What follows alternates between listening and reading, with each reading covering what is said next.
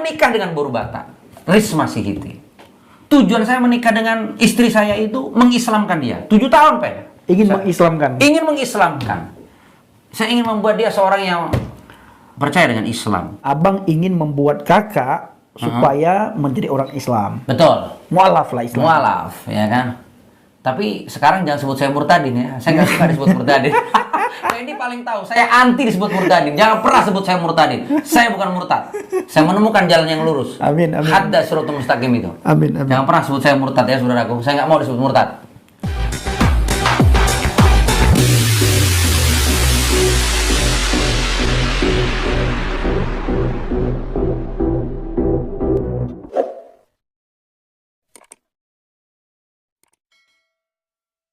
Salam teman-teman sekalian, berjumpa kembali dengan saya Arif Gule di channel TV Laskar Kristus ini. Ini channel kita bersama, jangan lupa dukung dengan cara subscribe, like, dan komen, serta share video-video daripada channel ini. Teman-teman sekalian, kali ini kita akan mendengarkan kedua petobat baru ya, karena juga bahasanya jangan sebutkan dia murtadin katanya, karena dia bukan murtad tetapi dia menemukan jalan yang lurus, yaitu di dalam nama Tuhan Yesus Kristus. Yohanes 14 ayat 6, akulah jalan kebenaran dan hidup, tidak seorang pun yang datang kepada Bapa kalau tidak melalui aku. Kali ini dia sudah percaya kepada Tuhan Yesus Kristus, walau sebelumnya dia adalah seorang muslim yang benar-benar taat terhadap agamanya dan bahkan banyak ya berbuat kejahatan terhadap orang Kristen ya, mengkafir-kafirkan kekristenan, bahkan menghina-hina agama Kristen. Tetapi dia ditangkap Tuhan. Saat ini dia menjadi seorang pendeta, dia menjadi seorang penginjil yang luar biasa sekali, dan beberapa tempat dia sudah merintis gereja-gereja, teman-teman sekalian. Luar biasa sekali. Dan kali ini mari kita mendengarkan kesaksiannya berikut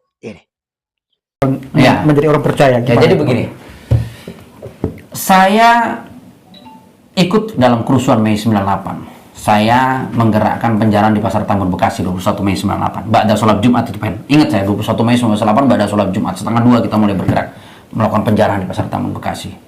Dan banyak kesalahan lain yang saya tidak bisa sebutkan di YouTube ya, secara vulgar. Banyak kejahatan saya di masa lalu tentang kekristenan. Tidak boleh saya sebutkan secara vulgar. Kalau Anda ingin dengar kesaksian saya, temui saya secara langsung. Itu. Habis itu, saya dekat dengan seorang wanita. Mantan pacar saya, Ben. Iya. Kakakmu sekarang. Iya. Saya menikah dengan Boru Batak, Risma Sihiti. Tujuan saya menikah dengan istri saya itu mengislamkan dia. 7 tahun, Ben. Mengislamkan. Ingin mengislamkan. Saya ingin membuat dia seorang yang percaya dengan Islam. Iya. Ya kan? Meninggalkan yang kata teman-teman, kata kita dulu juga bahwa orang Kristen itu menyembah manusia. Betul. Nah, jadi abang ingin membuat kakak supaya menjadi orang Islam. Betul. Mualaf lah Islam. Mualaf, ya kan? Tapi sekarang jangan sebut saya murtadin ya. Saya nggak suka disebut murtadin. Nah, ini paling tahu. Saya anti disebut murtadin. Jangan pernah sebut saya murtadin. Saya bukan murtad. Saya menemukan jalan yang lurus. Amin, amin. Hadda siratal mustaqim itu. Amin, amin. Jangan pernah sebut saya murtad ya, saudaraku. Saya nggak mau disebut murtad. Nah, terus bang? Jadi setelah itu saya akhirnya pacaran singkat dengan dia. Saya mulai pamitlah dengan papi mami untuk menikah dengan Boru Batak, Boru Sihiti ini. Papi mami saya marah, ngamuk, dan singkat cerita bahkan hak warisan saya itu diambil, tidak Tapi dikasih. kan waktu itu belum menjadi orang Kristen kan bang? Ya, tapi prosesinya kan saya harus, karena dia tidak mau ikut 2 kalimat syahadat, saya harus menyamar, menyamar ke Kristenan. Iya. Jadi saya ikut naik CD, wah itu kesaksian saya. Jadi saya naik CD di HKBP Bah Jambi pertengahan Juli 2002, Kabupaten Simalungun. Naik CD saya, Ben. Wah, saya ingat kalau masih ada almarhum Pendeta Risot Tulang Sitinja mendengar kesaksian saya, Tulang Sitinja, Pendeta Risot HKBP Bah Jambi, HKBP Maria Bandar, Tulang ini yang dulu kau cium, kau peluk. Karena waktu itu abang ngucapin naik CD itu Auporsea tuh debata Jawa Barat seterusnya, Auporsea tuh di Porbadia. Aku percaya, iman percaya itu, Pen. Nggak ada satu kesalahan. Nangis Pendeta Risot ini, Pen. Padahal pura-pura. Memang karena kecerdasan kita sih, Pen. Al-Quran aja bisa kita labas kan, bisa kita hafal. Masa kayak gitu nggak bisa kita hafal kan? Betul. Ya seperti itu. Jadi saya sampai dipeluk, dicium oleh Tulang Pendeta Sitinja. Beliau menangis. Luar biasa perjalanan saya, katanya bisa tidak salah. Mo on dangadong na salah mandok o porsea. Hata porsea. Tugabi jol mana porsea katanya. Padahal muluhita halak wata godang dona salah mandok somoninga. Seperti itu katanya. Dan akhirnya singkat cerita, saya menikah dengan kakakmu 1 Agustus 2022. Sebentar lagi ulang tahun ke-20 tahun nih, Ben. Kutunggu hadiahmu. Amin, siap. Jadi habis itu 7 tahun abang menikah, ingin mengislamkan dia terus ini, Ben. Setiap hari Minggu dia ke gereja, abang antar pakai mobil, ya kan? Karena waktu itu ada mobil kantor, karena saya bekerja di perusahaan. Jadi abang antar ke kantor. Oh, tapi sebelum pernikahan itu tidak direstui, Ben. Tidak direstui dari keluarga abang, tidak direstui juga dari keluarga mertua, Pak. Keluarga mertua bilang begini, nggak mungkin boruku kasih menikah dengan mujahidin, katanya. Jadi nggak direstui. Abang nggak direstui, bahkan hak waris abang sampai sekarang nggak dapat. Banyak malah warisan abang nih, Ben. Tapi is okay lah, Tuhan Yesus cukupkan, gantikan dengan kelimpahan. Amin. Nah, jadi singkat cerita, hari itu nggak direstui. Jadi kami nikah itu jauh dari kedua orang tua. Ada satu keluarga yang merajakan saya jadi tambunan. Orang tua terkasih saya tambunan, mama urusan mosir. Jadi urusan mosir tulang kuduho. Begitu. Jadi kami menikah di situ, Ben. Sampai era sekian lama baru dapat restu dari pihak amang terkasih di Dolok Sanggul. Dan saya 7 tahun itu menikah, ingin mengislamkan, berjuang mengislamkan kakakmu. Setiap dia mau ke gereja, saya antar sampai depan gereja. Saya bilang, aduh rame gerejanya, Mi. Ayolah kita ke mall aja, ke mall, ya kan. Aduh rame gerejanya, yolah kita makan. Yolah kita ke pantai. Yang penting 7 tahun saya berusaha. Saya masih sholat, saya rajin. Saya masih ngaji, masih tadarus. Ya, tapi oleh karena kasih karunia Tuhan, karena memang saya sudah dipilih dengan caranya Tuhan, sama dengan Pendi dipilih dengan caranya Tuhan, misterinya Tuhan, dengan cara yang berbeda. Singkat cerita, saya sakit parah. Demam berdarah, trombosit tinggal 3.800.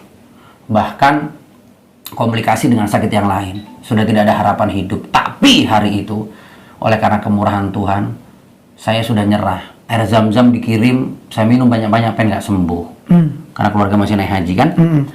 Baca surat Yasin, Yasin wal Qur'anil Hakim, innaka laminal mursalin, dan seterusnya, nggak sembuh, pen. Ayat kursi nggak sembuh, pen. Semua nggak sembuh, pen. Jadi saya bingung. Saya ketakutan setengah mati. Orang yang tidak pernah takut mati ini takut mati hari itu, saudara. Akhirnya singkat cerita, saya nyerah. Saya bilang, siapapun yang bisa menolong saya sembah kau. Puji Tuhan. Tuhan Yesus datang. Dia datang dengan tubuh kemuliaannya. Hari itu abang nggak bisa melihat wajahnya karena masih najis, Ben. Kan orang yang kudus yang bisa melihat Tuhan. Karena dalam Ibrani kan. Jadi tidak bisa melihat dia pegang tangan abang, bangkitlah ikut aku. Seketika itu saya sembuh. Saya bangun pagi-pagi, saya bilang, ayo mam kita pulang. Hah? Kata istri saya kaget, dokter kaget, semua kaget, hanya pulang. Tapi singkat cerita hari itu saya masih belum menemukan, belum bisa percaya Yesus itu Tuhan, Ben. Nggak masuk akal kita selama 30 tahun lebih, Ben. Betul. Ya kan? Menungso kok, menu manusia kok Tuhan, ya kan? Betul. Daging kok Tuhan. Betul. Tuhan kok telu, jadi kan? Kok 3 gitu loh. Bahasa Acehnya 3 apa? Lehe. Jadi nggak bener ini. Jadi saya belum menemukan. Saya baca Al-Quran terus, tapi belum disingkapkan oleh Roh Kudus. Akhirnya singkat cerita, saya karena kesombongan menolak Tuhan, bahkan saya ikut dibaptis ini. Saya tanya sama yang baptis saya, wakil ketua sinode gereja besar di Indonesia. Nggak perlu saya sebutkan namanya ya. Yang baptis saya bilang, Pak, mana nama baptis saya? Oh, nggak ada nama baptismu. Nanti mungkin Tuhan sendiri yang kasih. Semua dapat nama baptis. Saya nggak dapat. Oke. Singkat cerita, abang masuk penjara, Ben. Karena penyalahgunaan jabatan di perusahaan, karena kejahatan, menyimpangkan mandat di perusahaan itu. Ya emang jahat saya, masih jahat. Singkat cerita, abang masuk penjara, masuk lapas, teman-teman kena 3,5 tahun, abang cuma kena 1 tahun. Tanpa uang sepeser pun. Karena kakakmu menangis, abang juga nyari Tuhan. Di penjara, saya dibesuk istri dan 2 anak saya masih kecil itu. Si Putri, anak saya yang pertama itu umur 5,5 tahun, itu bilang gini sama maminya, Roh Kudus itu ya, malaikat Tuhan itu. Si Putri itu bilang gini, Ben. Mami nggak usah sedih. Papi itu belum bisa mengalahkan setan, makanya papi dikalahkan oleh setan. Jadi papi sekarang masuk penjara. Tapi nanti kalau papi sudah keluar penjara, pasti papi akan mengalahkan setan. Dan kita pasti diberkati. Bayangkan, si Putri waktu 5 tahun, Ben. Umur 5 tahun. 5 tahun. 5 tahun setengah dia waktu itu. Jadi ngomong seperti itu, Ben.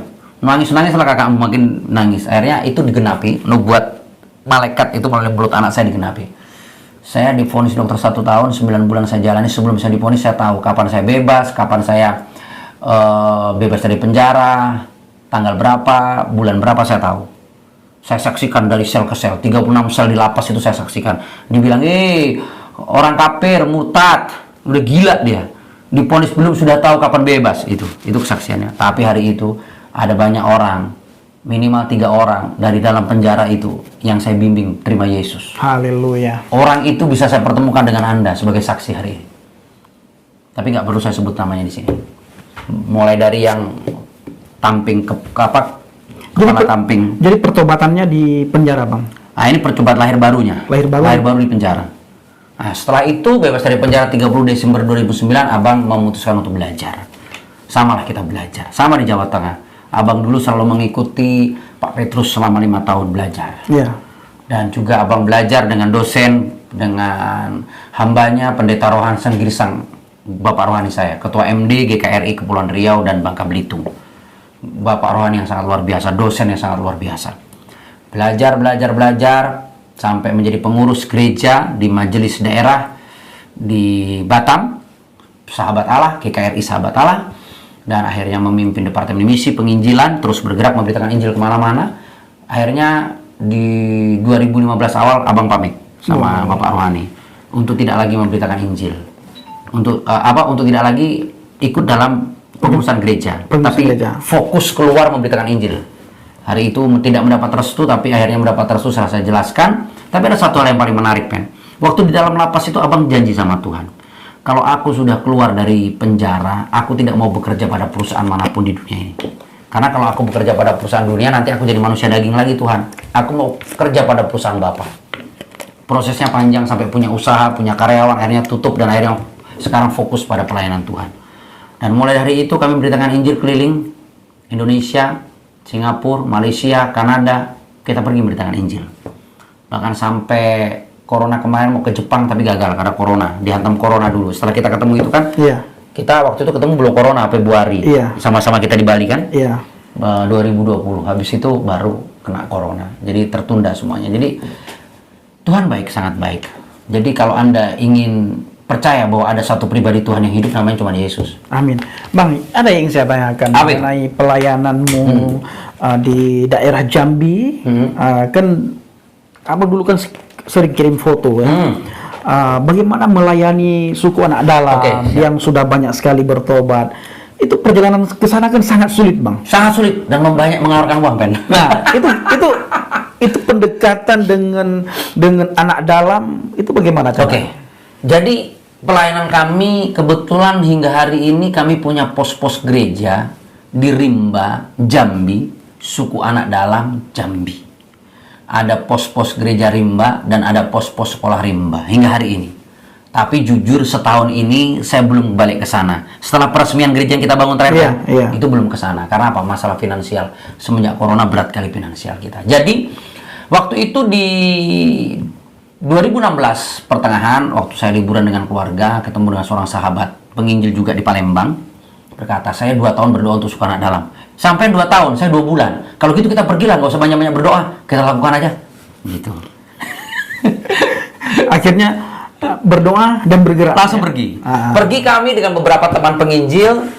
Kami masuk, cari info, kami masuk sampai Pematang Kulim, sampai masuk ke Mulut Rimba, Bukit 12 Jambi. Bertemu dengan suku-suku anak dalam yang sudah mulai keluar dan digembalakan oleh gereja di sana. Sahabat kita di sana. Tapi akhirnya banyak di dalam yang belum keluar. Kita berdoa, akhirnya kita mulai masuk ke dalam Rimba. Lebih dalam. Ribuan orang memang kita sudah jangkau. 2000 lebih minimal kita jangkau. Kita bagi ratusan Alkitab, kita bagi ribuan kaos. Bahkan mulai 2016 itu sampai 2021 Maret kita peresmian gereja itu. Setiap 6 bulan saya pasti pergi ke suku anak dalam Jambi. Ke Rimba, Belantara Jambi. Untuk apa? Yang pertama untuk ngecek pos-pos pelayanan kita di sana. Yang kedua ngirim logistik persembahan-persembahan kasih. Dan 3 ngirim logistik untuk sekolah Rimba, buku-buku alat tulis dan semuanya. Dan juga ngirim logistik untuk PK-PK para penginjil di dalam. Wow, luar biasa. 6 bulan sekali. Tapi terhenti masa Covid, Bang ya. Setelah masa Covid awal Covid kita masih beli sepeda motor ketiga. 3 sepeda motor kita beli, Pen. April 2017 saya bawa motor trail 200 cc dari Batam, saya touring 1000 km lebih. Motor itu saya tinggal di sana untuk tim bergerak di sana. April 2018 saya setelah khotbah di salah satu gereja di Jakarta dapat persembahan kasih 33,8 juta. Masih ingat saya? Itu langsung saya belikan sepeda motor trail yang kedua. Saya naiki rally KKR juga di 5 provinsi, touring sampai motor itu saya tinggal di sana. Brand new. Baru tahun 2019 saya belikan sepeda motor ketiga, Revo, untuk tim di sana. Semua 3 sepeda motor ada di sana untuk tim, dan itu untuk menyapot kegerakan di rimba. 2 trail, 1 Revo. Revo itu untuk bikin keranjang di belakang. Jadi anak-anak rimba itu bisa ditaruh di keranjang di belakang, bisa 5 orang, 6 orang gitu. Itu kalau pas nggak hujan ya, kalau hujan nggak bisa. Walaupun rodanya dikasih roda yang trail ya. Jadi mulai Maret 2021 hingga hari ini saya belum kembali masuk ke rimba Sukanak dalam Jambi karena keterbatasan finansial. Karena setiap masuk ke sana butuh banyak, minimal 20 juta. Masuk ke sana itu minimal harus bawa 20 juta karena alat tulis, logistik, dan PK untuk para penginjil di sana. Minimal itu seminim-minimnya. Dan memang puji Tuhan kita sudah bisa membangun beberapa gereja. Terakhir 25 Maret kita resmikan gereja di Camp Sungai Paku yang kita bangun senilai hampir 150 juta. Keren gereja itu. Tapi saya serahkan ke Sukanak rimba, bukan untuk kita. Iya. Pekerjaan Tuhan biarlah untuk Tuhan ya Bang ya. Amin. Yes, untuk dia. Oke, saudaraku para pencinta channel Angel Habaget, ini bincang-bincang kami di Injil Habaget. Nah, selanjutnya mudah-mudahan ke depan kami bisa ketemu lagi karena beliau baru saja pulang dari Manado, dan sore ini nanti jam 5 beliau ada pelayanan di mana Pak? Cikarang. Terus besok terbang ke Batam karena beliau menetap di Batam Bapak Ibu. Saya pernah juga mengunjungi kediaman beliau waktu itu